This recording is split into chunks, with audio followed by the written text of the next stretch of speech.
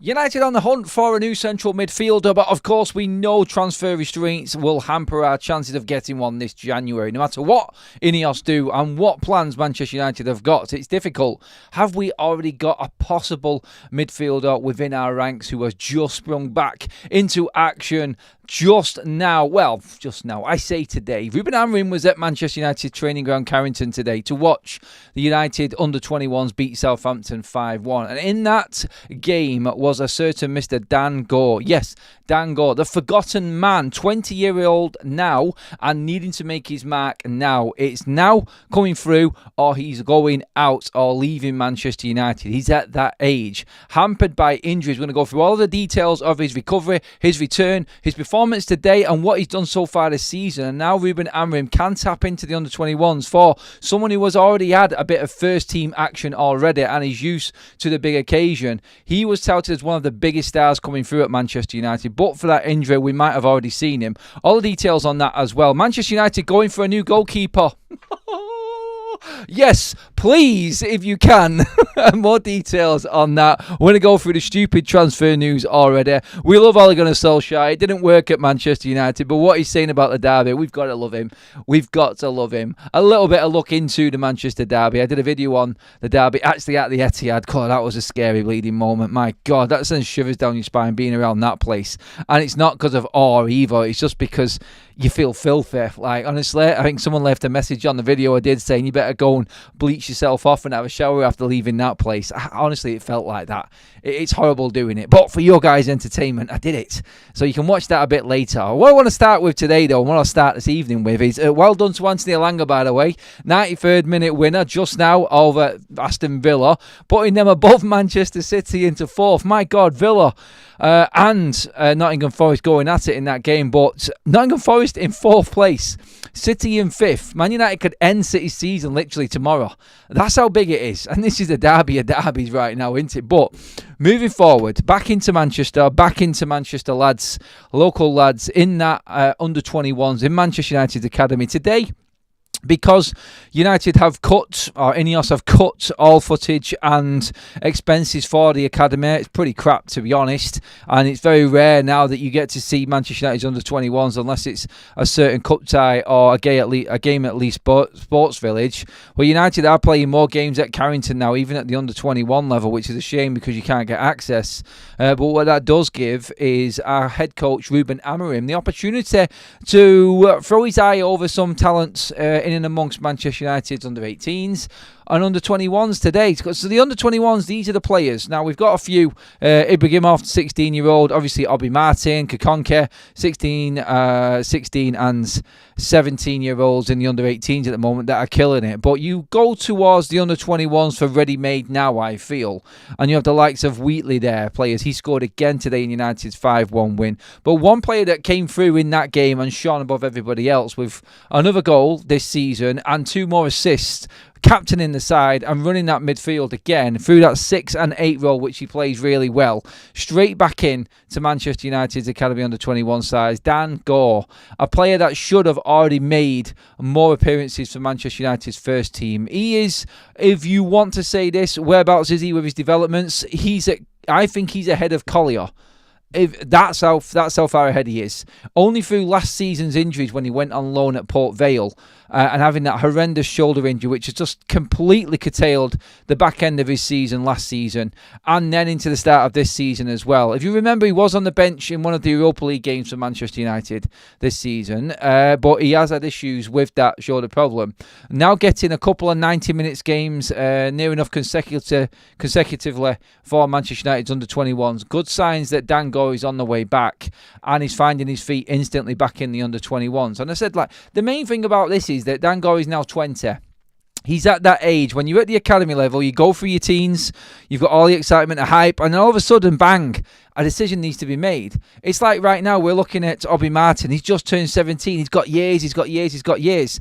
Manchester United are looking to transfer in 17-year-olds in the likes of Tyber Diblim, in the likes of Quenda from Sporting.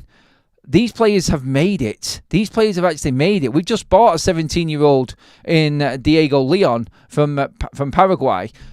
Being at Manchester United's academy is great, and all the glitz and glamour and the way you get looked after and everything, but until you're thrust into that limelight, until you're thrust into first team when you're playing against men and you're playing against proper players, you don't know if they're going to make it or not. Stepping up from under-18s to first team is incredibly difficult. We need some of these under-21 lads to actually start showing what they're worth into the first team, I feel. And actually getting into this Manchester United matchday squad. Dan Gore was there. You remember last season he made a substitute appearance coming on for Sofian Amrabat, making his first appearance in a Manchester United shirt, senior Manchester United appearance. And I feel like this is where we're actually at right now. Ruben Amorim will be looking at this summer.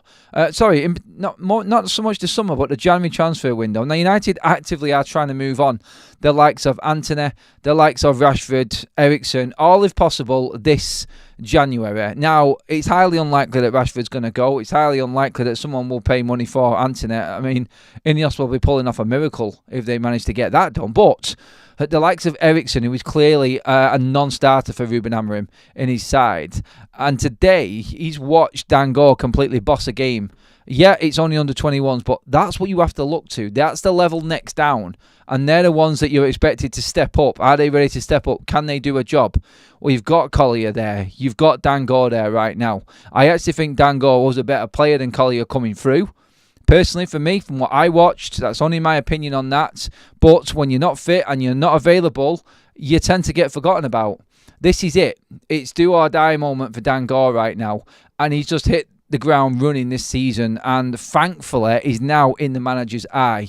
According to everyone and all of the reports, everyone was blown away by Dan Gore's performance today. United completely bossed the game. Tight early doors, not much in it, but then United's quality shone through.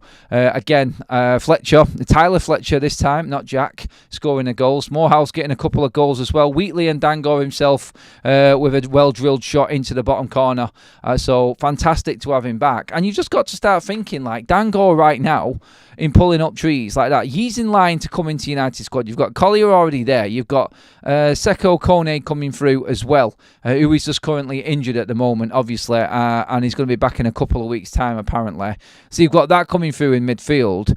This could be Manchester United. This could be Ruben Amorim saying to Ineos, and this is how important this is. And he's not had a chance yet to take time out and watch Manchester United. But the one good thing about United not having games here, there and everywhere for the under-21s and having them at Carrington is that you possibly can grab the attention of the boss. And he was there today with Nick Cox, the head of Manchester United's academy, with Darren Fletcher, who is running the academy with Nick Cox as well right now. And of course, the man himself that I was talking about only yesterday, and the one who is pivotal to Manchester United recruitment side of things, the one who brought in 17-year-old Diego Leon, Mr. Jason Wilcox. Of course, he was there as well. So when you've got that many eyes on you and you need to make a performance and you need to show the first team coaching staff and structure members of Manchester United what you are all about, then that was the time to do it. And today Dan Gore did do it. A definite possibility for Manchester United's first team this season. Whether or not they will be tempted to send him on loan again in January, I don't know. I personally feel the likes of Collier probably need to go out on loan, or if they're not going to be used. But Dan Gore definitely being the captain of Manchester United Academy, and that doesn't mean nothing, obviously coming through, but to be thrown right back in and be captain of this very successful Manchester United Academy team right now. And that moves Manchester United's under-21s back up to 5th in the table as well. It's the under-18s which are absolutely killing it, just so you know. And their players coming through, and they have got an abundance of talent. So sooner or later, them under-18s who are all coming into the 18-19 bracket now will be moving players on from the under-21s. And United need to make a decision on quite a few under-21 players this season, I feel, or by the end of it. Dan Gore is on that list. He is 20. Ethan Ennis as well, who has scored a lot of goals this season. I watched him score an hat-trick. There's a video on the channel of him as well. He's 21. Wheatley going 19 into 20 as well. All of these players are now at that sort of stage where it's, are they going to get in or are they going to be sold on? And it's a crucial moment for Dan Gore, but I feel like, and the way that everybody has been talking about Dan Gore through his whole time at Manchester United, you only have to look at the reports, raving reviews throughout, and he is now in a position, I feel, to be knocking on Ruben Amorim's door. I'm so happy that he had a great game today and Ruben Amorim was actually there to watch him. I think that was brilliant, and it's all good for the future of Manchester United again. And I'm loving how the academy players are taking their opportunities. It's like they feel something is happening right now. And I'm not saying that's just going to make them play well in the 21s because the first team coach is playing. Obviously, they want to win every day and every game that they play anyway, but still, I would be, as an under-21 player, 18 player at United's academy right now, looking at what's going on, looking at the change. And they will be looking at this. Their agents will be telling them this as well. And they were saying, look, if you wanted to ever get into Manchester United's side, look at the players they're signing.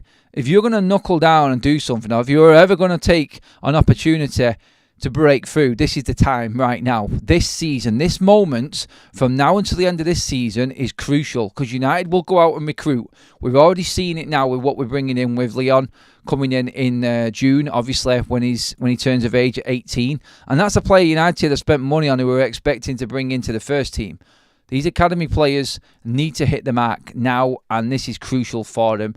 And thankfully today, Dan Gore did it. I'm going to come into the chats. It's all a good vibe and a good feel about the night tonight, actually, isn't it? Going into the derby tomorrow. I mean, Liverpool dropped points. Arsenal haven't scored a goal in open play in 4 games. Set-piece Kings are out of luck today again. How do you draw 0-0 at home to Everton? Even United beat Everton by 4-0. So, yes, Mikel Arteta, looks like the set-piece machine is not working this week. What a chance they missed today. My God, this season, is it not just completely open? Wow. I've seen what Forest did to Villa today, bringing Villa back in. Newcastle have moved into the equation. Chelsea can play tomorrow. Spurs play tomorrow. United can't really move up in the table after their game tomorrow against City, no matter what happens. But the points we can stack up. We can go 5 points behind City if we beat them tomorrow. After what's happened so far, there's so much riding on this game. It like brings United into the pack, takes City out of the title race completely, or it throws United completely adrift and everybody's starting to go, whoa, we need to look behind us rather than up. And still, I am refusing to accept that. Just so you all know, I know there's a run coming later on in the season. I feel United have got a 7 or 8 winning game run in them. I do, under Amorim. You can call me crazy, you can call me whatever you want. They've got it. I know they've got it. And I believe it can start tomorrow. You only have to watch my video from earlier on.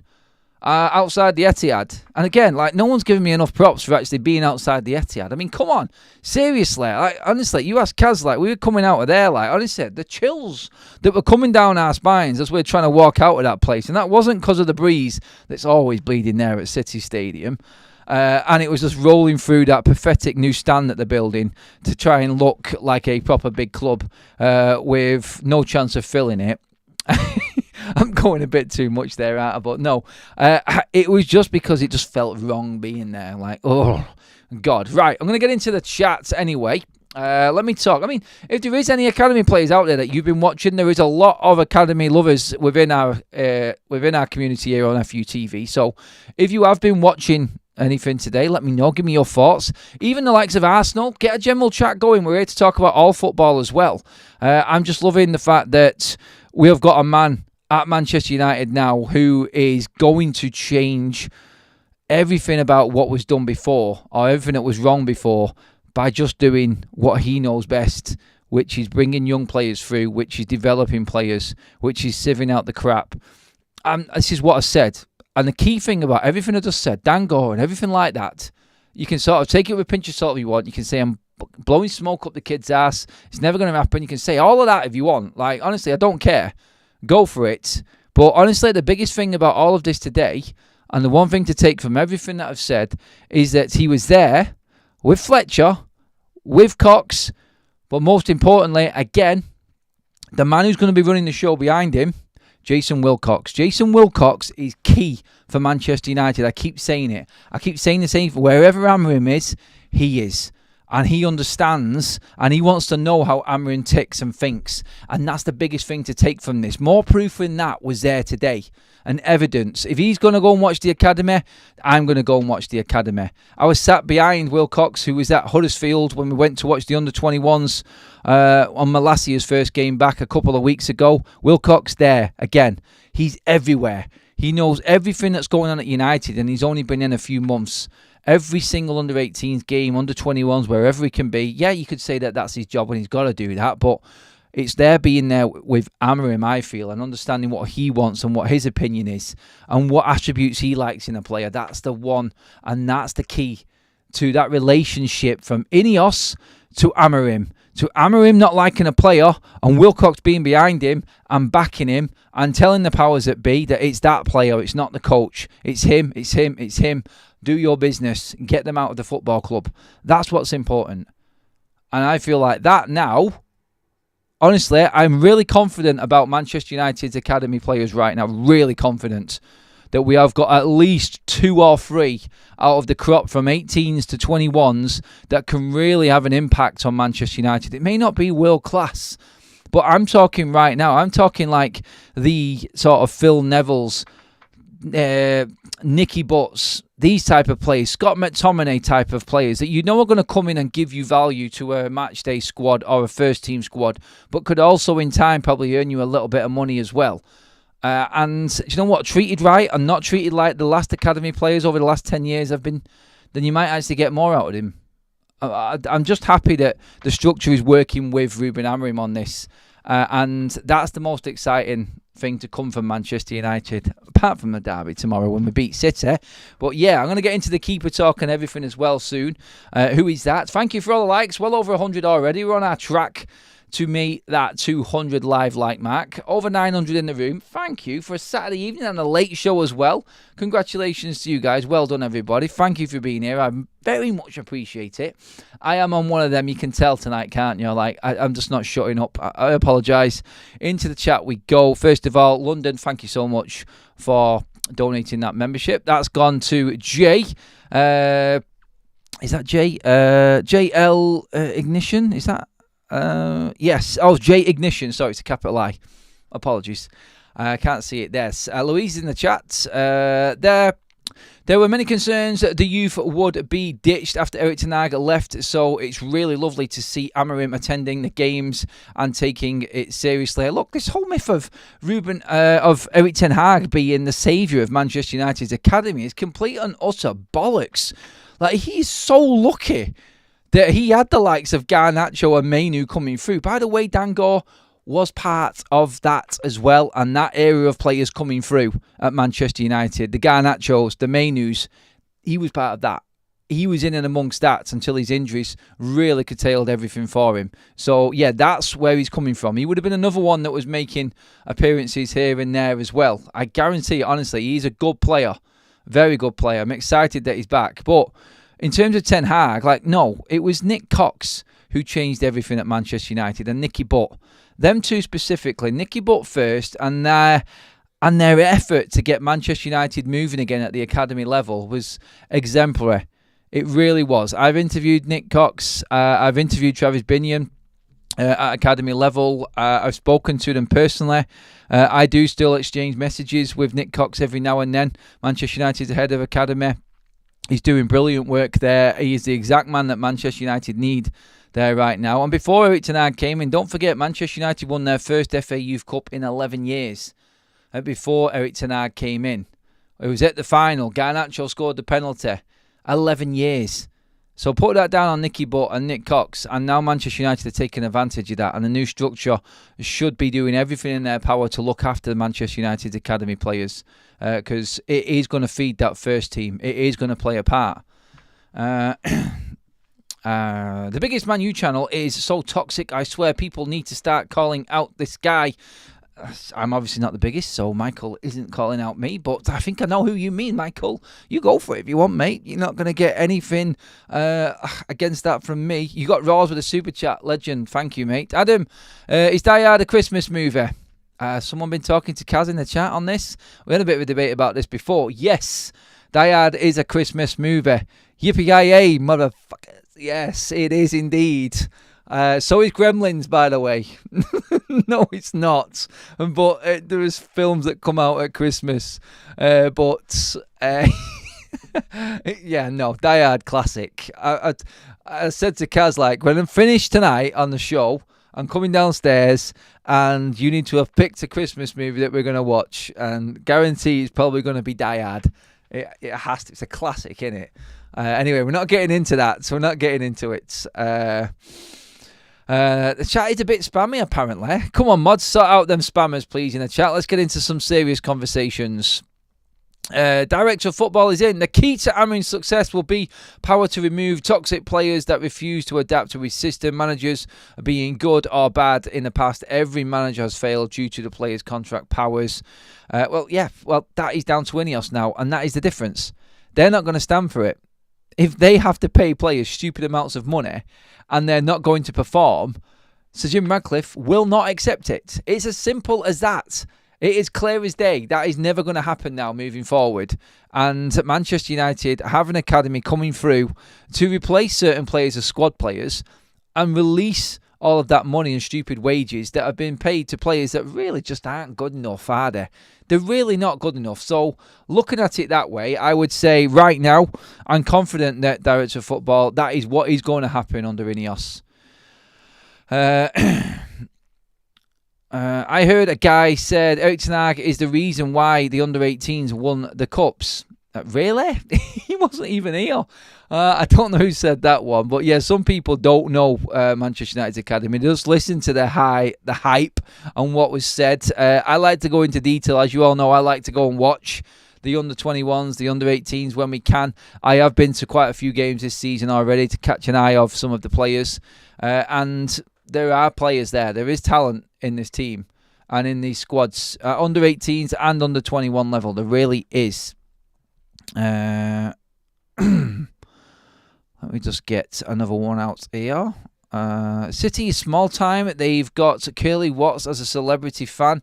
CLC City are massive because City are a massive club.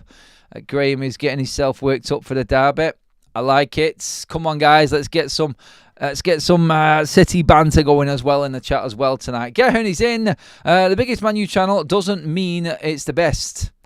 I completely agree with you, Gehan, mate. You are spot on with that one. You are getting promoted straight away. That guy is a waste of space.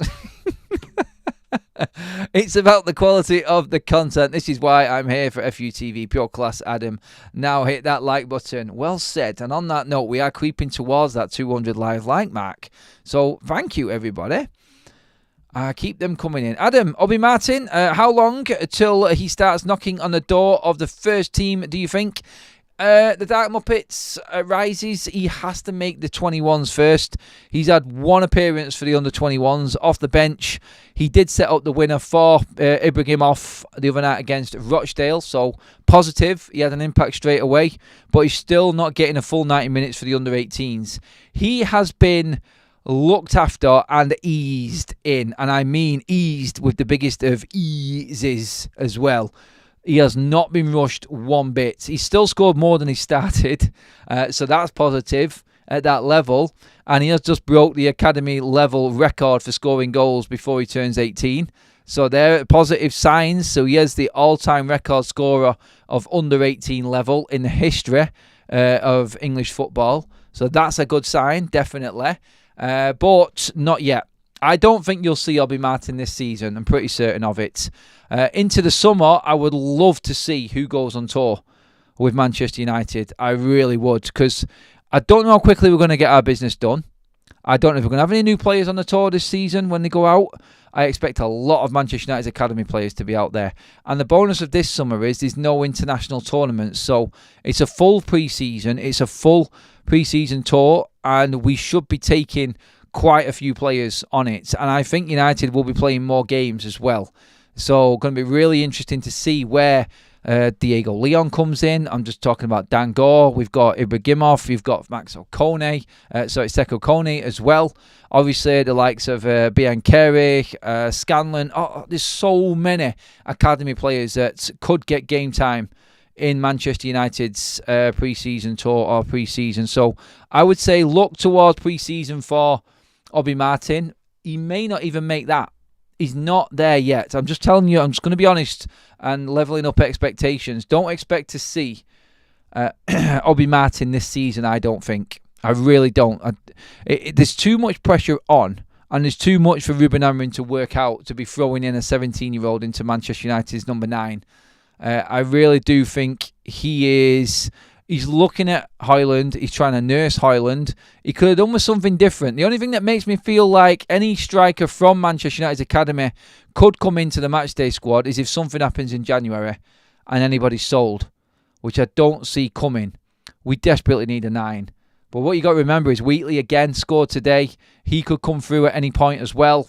So all of that involved, you've got to be realistic, I think, with it. And no, I don't expect a 17-year-old to be jumping into Manchester United's first team any point this season at all. But there are other 20-year-olds, 21-year-olds that could possibly do it, who are a bit more physical, who are a bit more built. Like we talked about Kokonke being just 16, but the man's 6'5" and he's built like Arnold Schwarzenegger. Honestly, he is absolutely ripped. He is built like a tank. And yeah, a bit of experience. The physical factor is obviously there, but I don't want any of these players to be rushed in. I want Ruben to, like he is doing, and the matchday squads are full of first-team players right now, players that have been purchased, first-team players, first-team regulars who we all know and would class as first-team regulars. That's who our first-team squads are filled with. And I just said to people, like, this is what needs to happen. Ruben needs to have all of these players and figure out who we can get rid of. If we can only bring 3 or 4 signings in the summer, then the rest of them squad places should be taken by these academy lads and them given the chance to come in and play with players that really want to play for Ruben Amorim, and them integrate them into a better environment, a better playing environment anyway. And that's what I feel is sensible. And I think this is how Ruben Amorim will be looking at it as well.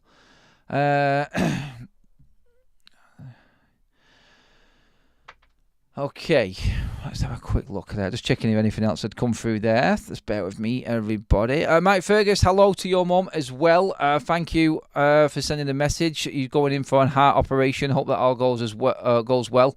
I think it's tomorrow, is it, that you go in? Just correct me if I'm wrong on that one. But hello to mum as well.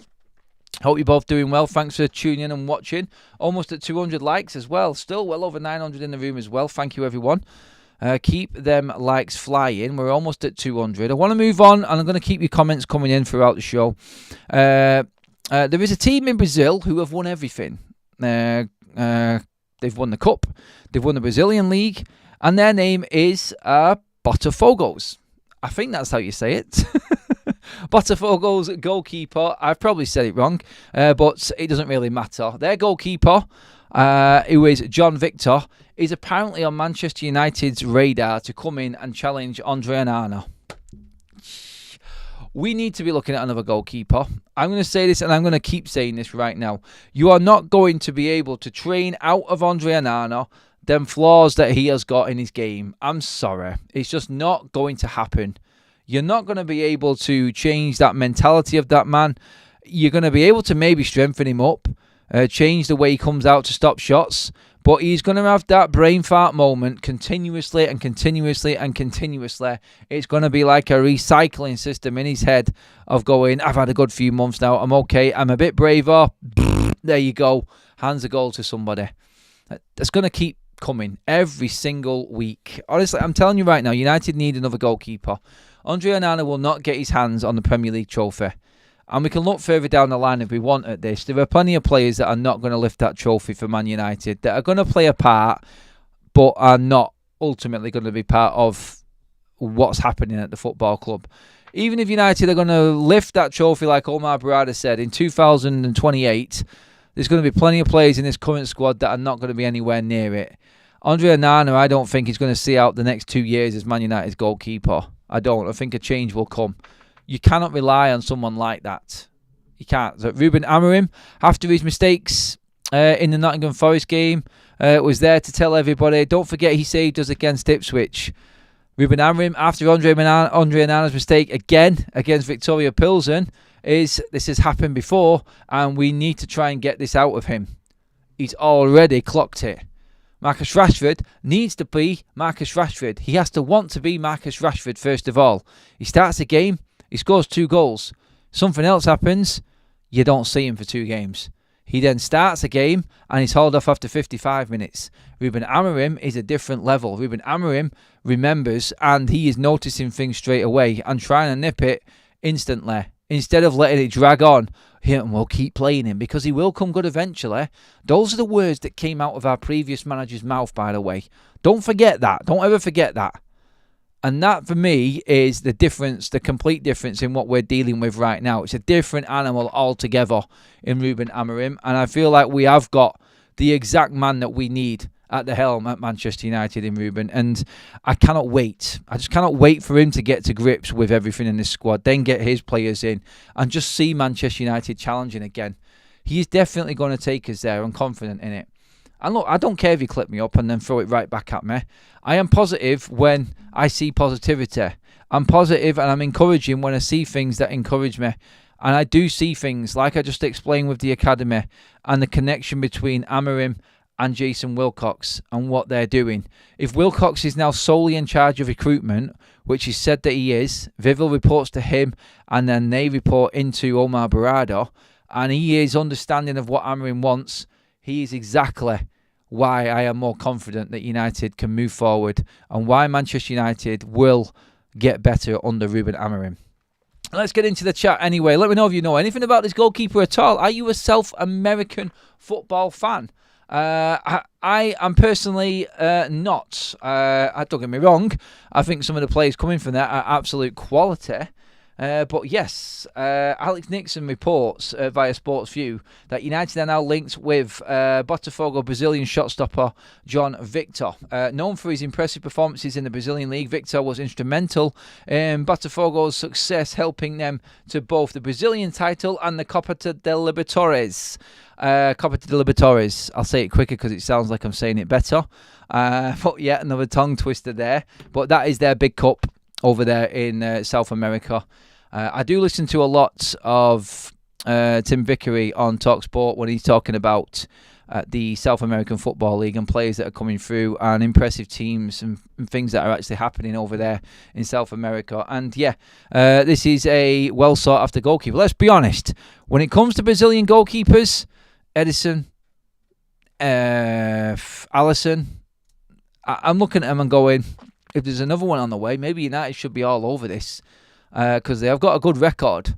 And if he is the next best thing coming through or next best thing in Brazil right now, then yeah, I would like to look at another goalkeeper. I still would prefer Tom Eaton in goal to Andre Onana. I just feel like his defence will be a lot more secure and feel a lot more secure. Let's see. That again, Amorim will win us the Premier League. I am certain of it from all I'm seeing. Getting rid of Ashworth was a brilliant move. See the problem and act. Yep, definitely. And we can't really fault them for acting on issues. It's just maybe we don't see the issue before it actually comes about, and that's a bit of a problem. Maybe. Yeah, you could say that, but still, at least we are trying to sort it out and we're not letting it dwell. Like, we don't dwell on our mistakes, do we?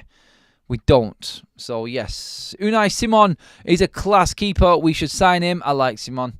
You're talking about a player who's good at the ball at his feet. 100%. That is the guy. That is the guy for that. 100%. I agree with that one, Leon. Don't see it happening, but the only reason I don't see it happening as well is because we need too many other positions sorting first. Like goalkeeper right now, painful as it is for me. And you know what? This may change. Like if Andre Onana keeps on going at the rate he's going and making these mistakes and being a liability for us, and I'm not forgetting what he's done and his saves, but I'll still stand by what I said the other day. Even in praising him and giving his flowers for the performances he has, he still puts the fear of death in me. And he just never fills me with confidence. He never releases the ball quick enough. His distribution is shocking. And he puts the back four under pressure. I'll keep on saying it. I think he does. I think he really does. I think he is a liability for United. And I think Ruben Amorim will see through him eventually. And I would not be surprised if another goalkeeper came in. From what I've seen of Bayendire, I've wanted to see more of him. He hasn't impressed me. I've seen a couple of cameos. I've been at both games, in fact, to watch him. One was at... who was it we played? In the... Oh, it wasn't Fleetwood. It was... Who was it we played in the FA Cup last season? In the second round? Oh, I can't even remember where it was. Oh, my giddy ants. Anyway, it'll come to me in a minute. Someone in the chat will tell me where it was. But yeah, we played in that one. And...